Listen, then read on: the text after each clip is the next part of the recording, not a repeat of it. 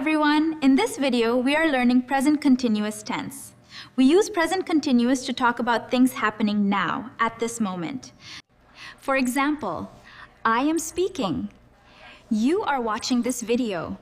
We are learning English.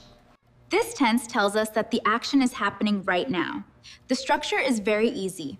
Am for is for are plus verb plus ing. I am playing, she is reading, they are running. What am I doing now? You are teaching English. Yeah. Great. Now let's look at how we add ing to verbs.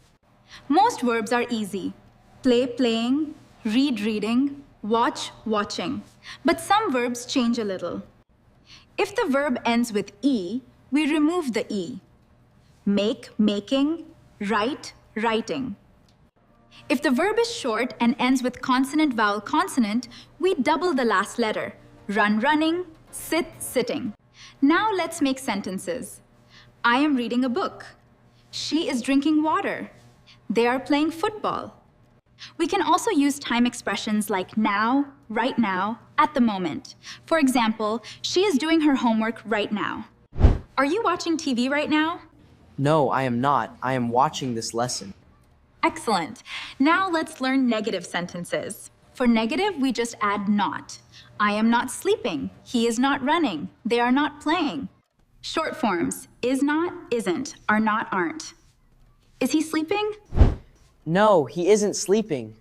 Good job. Now let's make questions. To make a question, we change the order. Am for is for are, plus subject plus verbing. Are you listening? Is she reading? Am I speaking clearly? Are we learning present continuous now? Yes, we are. Perfect.